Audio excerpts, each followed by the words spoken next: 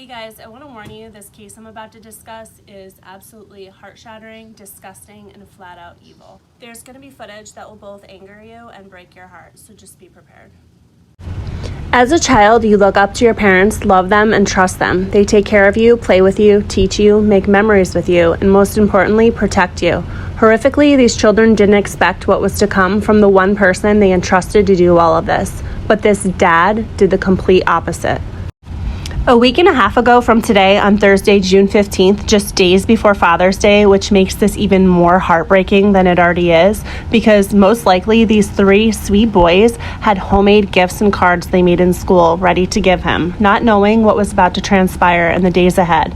911 received numerous calls about a man shooting his family. The person responsible for doing this horrific act was their own father, 32-year-old Chad Christopher Doerman. Stay tuned as we dive into all the details of this disturbing and heart-wrenching case of three little boys who had their lives sadly taken away way too soon in the most brutal, torturous, and sickening way.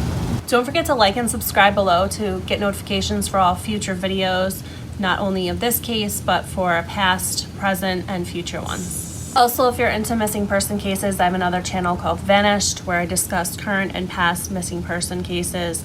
If you want to go to that, it's youtube.com/@VANISHEDD. I'm Stacy and this is Behind Bars. Now let's jump right in.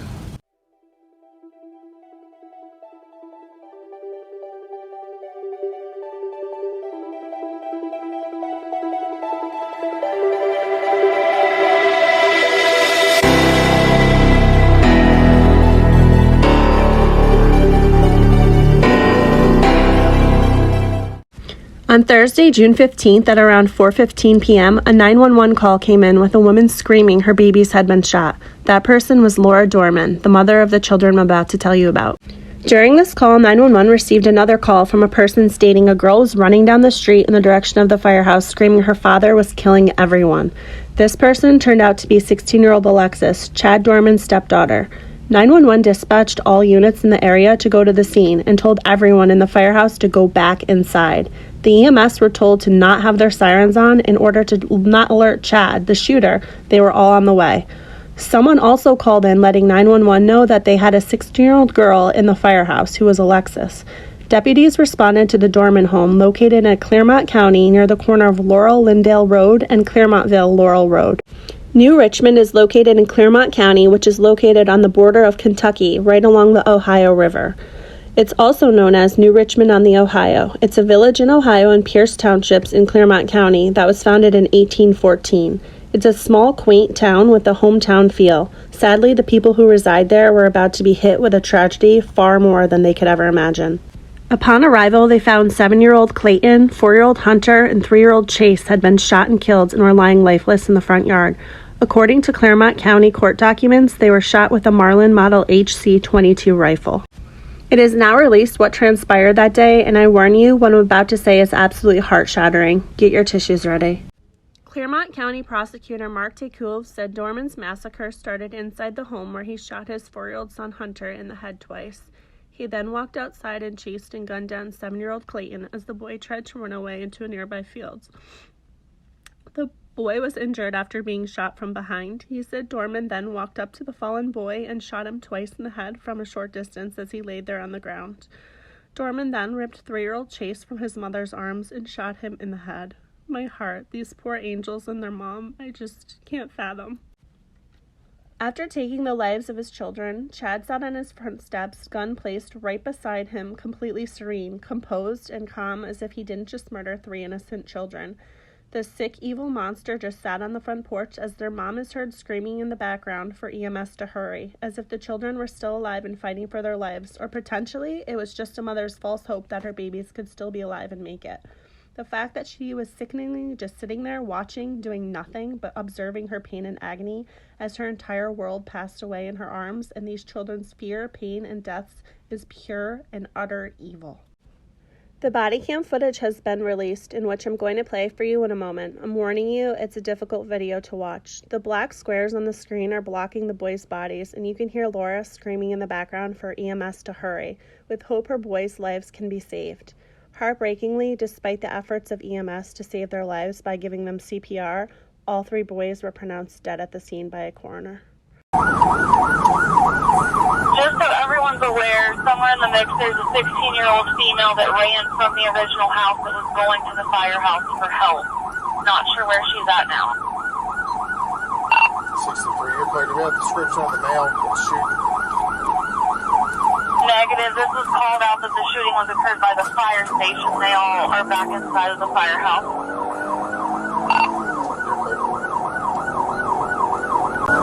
Video is still digital, but the fire department is who told us that shots were fired.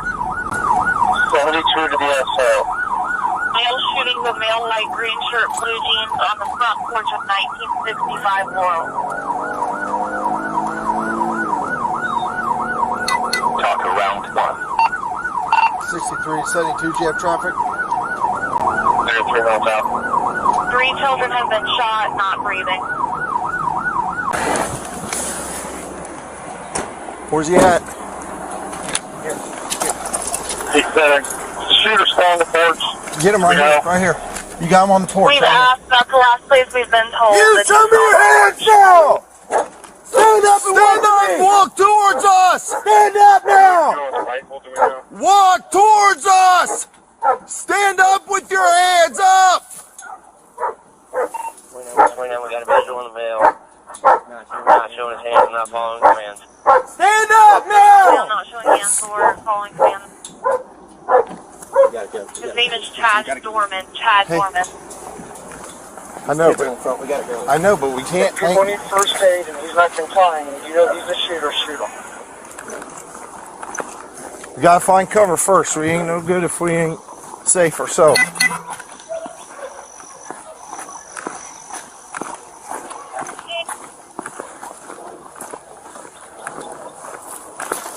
Hey, no.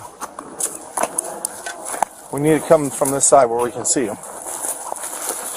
Don't take cover behind her. We see them. We're going to approach from this side. We got cover. Right here. 6 numbers, 29 and 63 attack that.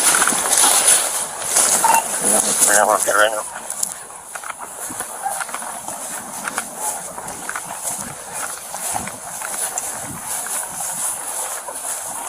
Show us your fucking hands now! Stand up! Stand up! Stand up! Stand up now! Stand up! Stand the fuck up! EMS to stage and air carrier is going to go ahead and fly whenever any units can advise. Get your hands out of here. 72. Tell me 21. It's in the air. Those guys can confirm that there's people that need first aid, and that's the shooter who's not complying. They need to take care of the I got it. victims. They have to shoot him and shoot him. Man, I ain't trying to hurt nobody.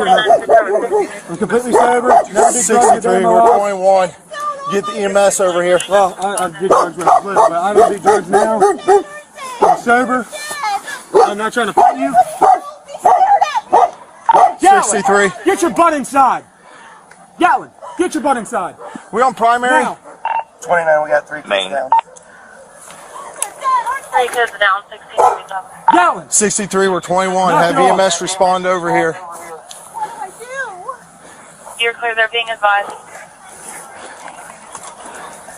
Robert 34, just started mass casualty response. 63, do you want them to respond to the Laurel Lindale address? Where exactly do you need them? We're right in the front yard. You took my life from me! My life! What are you doing, man? Hey, are you copying all this? Can I roll over? I ain't gonna hurt you. I ain't gonna hurt nobody. You got anything on you? No, I ain't got nothing, man. Phone, that's it. I ain't mad. I ain't nothing. Just make sure that dog don't come out. I don't think he'll bite you. Just don't reach for him and try to grab him and pet him. He won't bite you. What's going on, man? Nothing. Can I stand up? It's kind of uncomfortable. I'm gonna I get ain't you gonna here do in a nothing. I ain't running second. away. You can do whatever you want with me.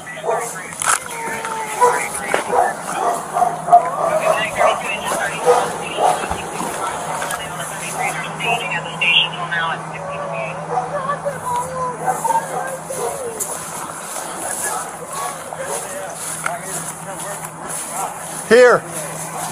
You the only one else inside the house? What? You the only one else inside the house? Yeah. Sit down right here. My daughter, she ran over to the fire department. Sit down. It's my stepdaughter. Put him in the cage.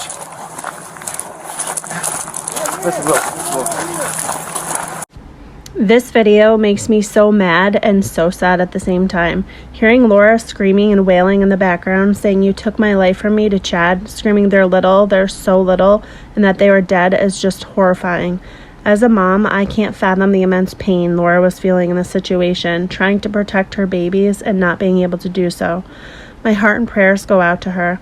The fact that Chad was so serene when the police showed up was straight eerie and cold, so cold.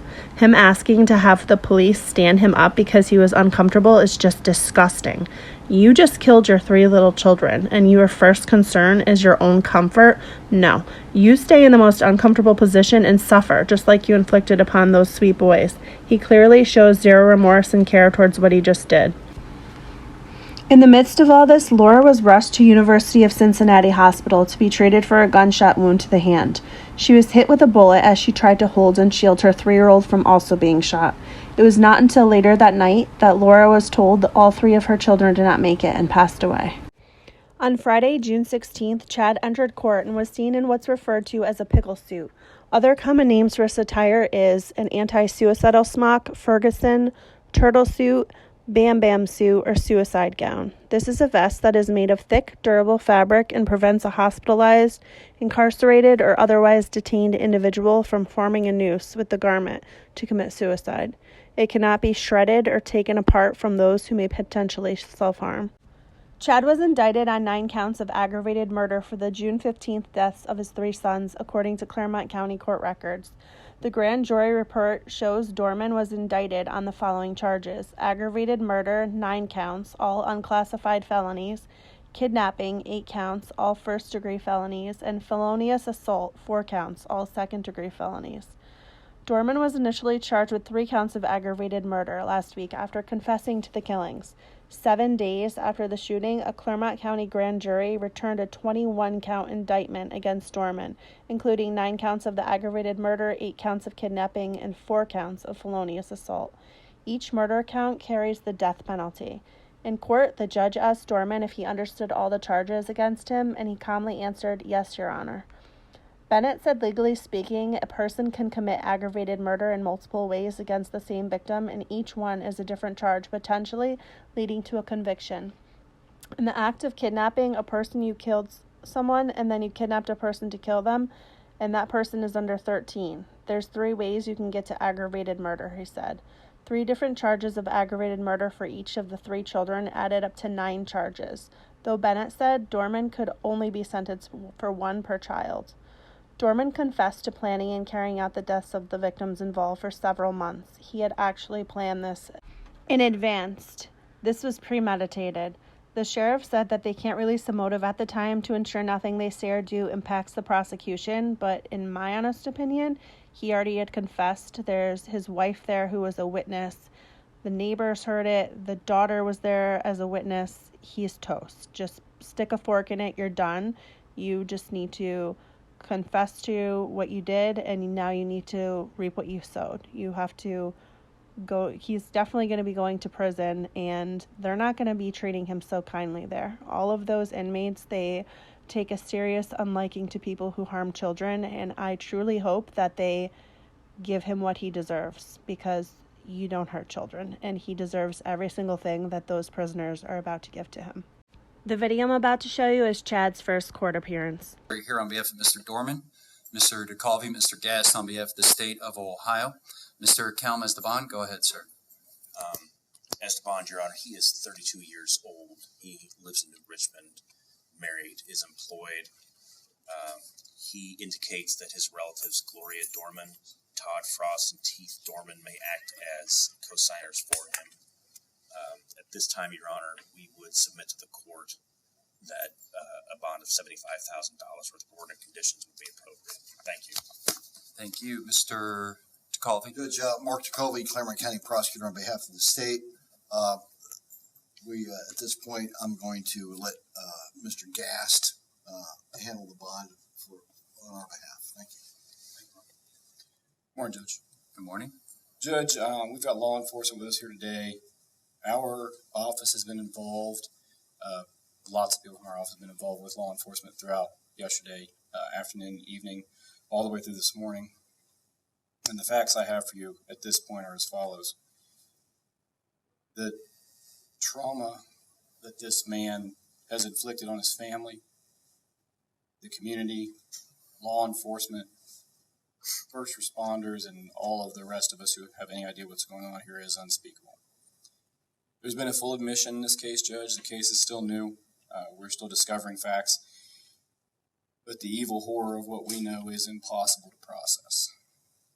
In an act of just incomprehensible cruelty, the father that stands before you lined up his 3 young boys, and he executed them in his own home with a rifle. They were ages 3, 4, and 7, Judge.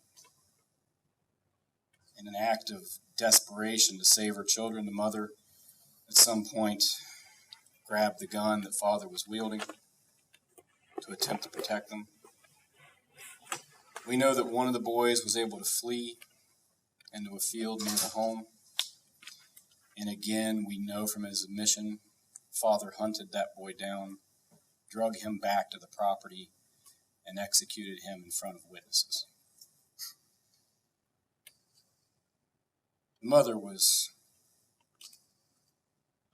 shot through the hand in her attempt to protect her children. Judge, I asked the court in setting this bond to just begin to imagine their fear. This was the man that every day they woke up looking to for protection, love, guidance in all things. Man they trust more than any other person on earth. Person they rely upon to keep them safe from harm. He was their world, he was their guardian, and he executed them in cold blood. We know that from his admission. By that same admission, Judge, he has committed one of the most monstrous, craven, cowardly acts it will ever be our misfortune to see. To make things even more disturbing, Judge, this was no haphazard act. Again, by his own admission, he planned the events of this day. This did not happen on a whim. He's confessed to what I believe is the worst crime, at least I hope, that I'll see in my lifetime. I hope it's the worst fact pattern that ever comes before this court. Judge, it's important for the court to know, in the bond we're going to request today, for the court to understand Claremont County deputies, Monroe Township Fire and EMS, and other first responders bravely respond to the scene where they don't know what's going on.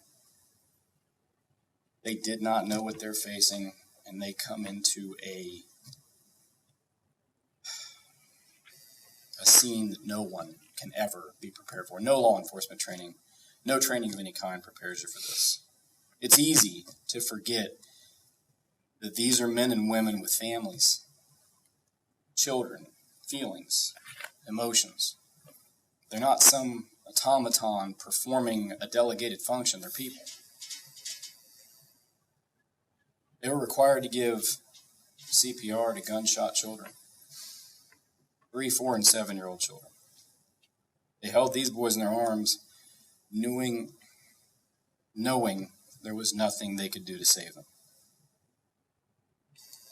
How long do those scars last? What day do you wake up from that and you're healed? How do you unsee such an abomination? The bond factors this court needs to consider today are set forth in Criminal Rule 46, nature and circumstance of the crime charged, and specifically whether the defendant used or had access to a weapon, including the seriousness of the offense. It's the most serious offense that we have on the books, Judge. This is it. You can't commit a more serious offense. So the nature of the crime charge is the worst crime that can be charged. Did he have access to a weapon? Yes, obviously he did. The weight of the evidence against the defendant at this point, Judge, we stand here with a full admission of the defendant. That also goes to the confirmation of the defendant's identity, and witnesses on scene did see at least part of what happened here. Next, the court is to consider the likelihood this person would return to court if a bond were issued. Again, this is the most heinous crime with the most severe penalty under the law that we presented to the grand jury. That alone would be a major factor in discouraging a person from availing themselves to this court or any other. And the thought to flee and the likelihood of flight is great in the state's opinion. The danger he poses to the community is a factor that this court can consider, and I think with the facts in front of you, Judge, we can't name a person that poses a greater threat to the community. As his prior record goes, Judge, it is fairly minimal. He was charged with a domestic violence in 2010. He is not, to my knowledge, on probation or community control. Judge, the facts of this case are hopefully like no other we will ever see. When this case gets indicted in the Court of Common Pleas, I am certain that a no bond hearing will be held, and I would hope that would be granted. But at this point, this juncture, we're going to ask this court to issue a bond we've never asked for before. I'm going to ask for a bond of $20 million. And I hope I never need to request such a bond again. Thank you. Date for preliminary hearing? The date for the preliminary hearing, Judge, is 6/26. No objection, Your Honor. The preliminary hearing will be set for June 26th at 1 p.m.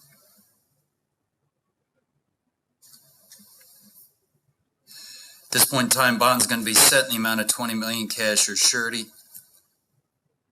Anything else at this time, Mr. Gast? No, Judge. Mr. Kelm? Mr. Kelm, anything further? Nothing at this time. All right, thank you.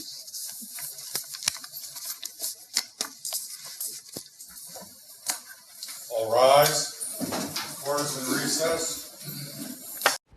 The fact that this sick fool had crocodile tears in court in order to attempt to trick the judge into feeling bad for him, and as if he's remorseful, yet when police arrived at the scene, he was sitting there completely serene, as if he didn't just shoot 3 of his children without a care in the world, is absolutely disgusting. What's your purpose? What's your motive here, buddy? You're going to cry in court as if you have remorse as to what you did, yet you just admitted that you premeditated this and planned it out. You're not fooling anyone. Save the tears for when the inmates get to you, and that's exactly what you deserve for what you did. In fact, you deserve much more, much worse, but that's to come. At the end of his appearance, he mentioned CCO2. It's not completely known what he meant by this as of yet, but there's speculation it means he is requesting to be put in the non-population community at Claremont County Jail, which is essentially protective custody. They most definitely will be keeping him in there for the remainder of the time before his trial so he doesn't get attacked by other prisoners, but he certainly should be taken out as soon as trial ends so the inmates can take care of him for what he's done, in my honest opinion. This is by far the most sickening, horrifying crime I have seen. I can only imagine that the terror that these little boys felt and experienced as their father, the protector, was murdering them. Unfortunately, the mother saw this. You can imagine the immense trauma and terror that she experienced, and we will do our utmost within my office to see that this defendant never sees the light of day again. Upon reviewing Chad's past criminal history, it shows a ton of motor vehicle offenses, but what stands out most is he was arrested in 2010 after choking his dad, Keith Doerman. However, the case was dropped when Keith failed to show as the prosecution's witness. Keith didn't hold his son, Chad, accountable for his actions then, and sadly, he's not holding him accountable now. When in court, Chad had said that both him and his mother, Gloria, were both willing to co-sign for his $75,000 bond. I'm sorry, but no. I get loving your children unconditionally, I really do, and I'm positive his parents are traumatized and extremely confused, sad, and angered by this. but this man just ended the lives of your grandchildren. They're your extremely young grandchildren that couldn't protect themselves. Why are you co-signing to allow him out of jail? Aren't you guys scared of what he could potentially do to you if he was let out? I know they're not going to let him out. It's obvious he's a threat to society, but I don't know about you, but I wouldn't be co-signing a bond. In my opinion, that's enabling your child and not holding him accountable for what his actions are to their own grandchildren. I get wanting to help your child, but when they murder someone, especially their children, make him stay behind bars. On Saturday, June 17th, Keith interviewed in which he brought up the strangulation situation. He said it was a misunderstanding and was dropped. However, I personally don't believe this, as he most likely was trying to make Chad appear to be a better person than he is after doing this. He just took the lives of his 3 young innocent children. You can't make a monster villain appear to be a superhero. Keith called Chad a super father. He can't be a super father when in fact he's the complete opposite. He's a villain.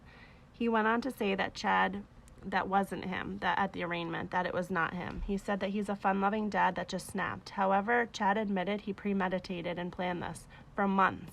If you just snap, you don't plan something like this out.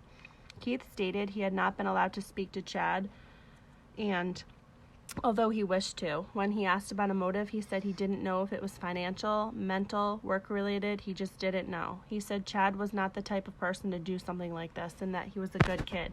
He couldn't handle it anymore and then proceeded to hang up the call.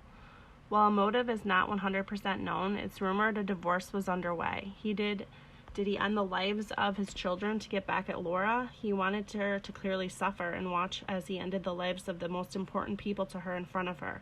It's evident as he didn't end her life, but made her watch as he did it to their children. That's extremely vindictive, disgusting, and outright cruel. If you're potentially having marriage issues, you don't drag children into it. Divorces are tough as it is on children and the parents. To do this is just selfish, in my opinion. He not only traumatized Laura, but Alexis, a teenager who witnessed her little brothers get massacred before her eyes. Also, the EMS and police who had to go on scene and witness babies with gunshot wounds to the head deceased. How do you ever get those visions out of your mind? How do you recover from this? You simply don't. He's forever changed the lives of so many people for selfish reasons we still don't know. I searched for Chad on Facebook. On his profile, he has it covered with pictures of him and his 3 boys, one of which was uploaded days before this occurred on Monday the 12th of June. From the looks of it, they seemed like a happy, loving family. It appeared they loved fishing together, going to events boys and their dads would love going to, and spending quality time. But sadly, behind the scenes, this was the complete opposite. A news reporter interviewed Chad's neighbors in which they explained he wasn't the person he portrayed to be on social media. Here it is. Richard Kincannon tells me Chad Doerman had a temper. He told me he witnessed him often treating his wife and kids poorly. You felt like he was just angry, generally speaking. He was every day. Heard him. There wasn't a day he didn't yell at his wife and kids out there. What would he yell? All kinds of shit. He was just angry, yelling at her all the time, treating her like. Another one of Chad's neighbors had stated that previously on a day he said that he was going to come over to the neighbor's house and slit his dog's throat. Here's the video of this. Yeah, that's right, Ashley. I actually learned a lot from speaking to many of these neighbors. The one thing I heard the most often was that it really seemed that Chad had a bit of a temper. In fact, one neighbor across the street tells me that Chad once went across the road and threatened to slit his dog's throat. That exact same neighbor, an eyewitness to this tragedy, he says he wishes he could have done more. The man had no emotions. And I will say he didn't snap. This was premeditated murder. When they arrested him, everybody can see on national television, anywhere. He has no remorse. And in that courtroom, that was the fakest cry I've ever seen in my life. So I don't believe none of that. Over the past few days, we've seen this memorial here on the front yard really grow. People stopping by to pray, to drop off stuffed animals, flowers, candles, and sports equipment. It's very clear to me over these past few days that these 3 boys really made an impact on this community.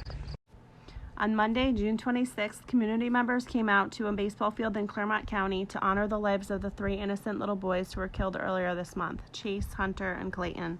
New Richmond Youth Sports President Kristen Bennett says people came together at the baseball fields behind New Richmond Elementary School to remember the 3 Doerman boys and to pay tribute to the first responders. The importance of today is to make the wishes of what the family wanted, which is to help get the memories of the boys Clayton, Hunter, and Chase out to not just the nation, but to the world. Of memories shared, of smiles shared, of laughter. That's why New Richmond Youth Sports President Kristen Bennett says people in Claremont County community came together today to honor the 3 Doerman boys, Clayton, Chase, and Hunter, and to pay tribute to the first responders. The importance of today is we're doing the wishes of what the family wanted, was to help get the memories of the boys, Clayton, Hunter, and Chase, out to not just the nation, but to the world. And we're doing that, but they also want to thank the first responders, as do we, as they are the ones who are there keeping us safe every day. They prayed and told stories about how they remember them most. Dwayne Kuhn was Clayton's baseball coach. When we were first year playing t-ball with Clayton, we were out in the field, and I'm standing there next to him, and he's playing in the dirt, and he's throwing dirt around, and as the kids often do. And I'm talking to him a little bit, hey, pay attention, I don't want you to get hurt, make sure you're watching the game. And he would just turn to me and he says to me in the middle of the game, hey coach, you want to come over to my house and watch some fireworks and go swimming this weekend? And that was just the kind of kid that he was. He was a sweet, adorable kid who was everybody's friend. Bennett says the boys will live on forever, starting with this field. It's important of where we're hosting it, because that is the last field that Clayton played on, and that is the field that we will in the future be dedicating to all 3 boys. So The boys love fishing, riding bikes, baseball, and doing all the fun things kids their ages do. The baseball coaches of them, along with the rest of the community, are now remembering them fondly. They are remembered as hilarious, sweet-loving, sports-loving, inseparable boys. He was a trickster, said Coach Tony Brock, describing the 4-year-olds. He would come up and try to bat right, and we knew he wasn't right-handed, but he would still bat right and laugh. Dwayne Kuhn, who used to coach the 7-year-old brother, said he was an exceptional left-handed talent who always smiled while showing feisty energy. He was just an amazing child. A lot of intensity on the baseball field, but at the same time, just a super sweet kid. My heart and love go out to the mom, stepsister, and all the first responders to the scene. What the police officers, EMS, Chad's wife, and stepdaughter saw that day is something they will have embedded in their minds for the rest of their lives. The fact that EMS workers had to try to revive the children and perform CPR on their lifeless bodies, and knowing most likely they weren't going to make it, is something that's going to sit with them for the rest of their lives. The enormous amount of emotional pain and sadness Chad inflicted on so many people that day is something that's going to last forever. No amount of training can prepare you for this, and the aftershock and PTSD from viewing such a tragedy, especially to Laura and Alexis, as they saw firsthand their children and brothers being gunned down, is something that you just can never prepare yourself for. And I pray that they get the help that they need, and my heart goes out to them. A pre-trial hearing is scheduled for 11 a.m. on July 5th. This is the first death penalty eligible case in Claremont County in about 30 years. Ohio is a death penalty state, and that's exactly what he deserves. Quite frankly, he deserves to be shot the same way he did to his children, and hopefully they switch the laws to that before his sentencing. He deserves to look at the snipers with the same fear he instilled in his 3 innocent children, hopefully getting flashbacks as to what he saw happen to them, knowing it's about to happen to him. These sweet babies had to watch as their brothers were shot right beside them. They were probably terrified out of their minds, knowing what was to come next for them. This savage deserves the exact same demise as he did to them. Well, guys, this wraps up all that's currently out about this case. As each day goes by, more will come to light, and I will keep you guys updated as we discover more about this heartbreaking case. Keep these sweet babies and their mom, sister, families, EMS, police, and anyone who had to enter this gruesome, sad, and horrific scene in your prayers.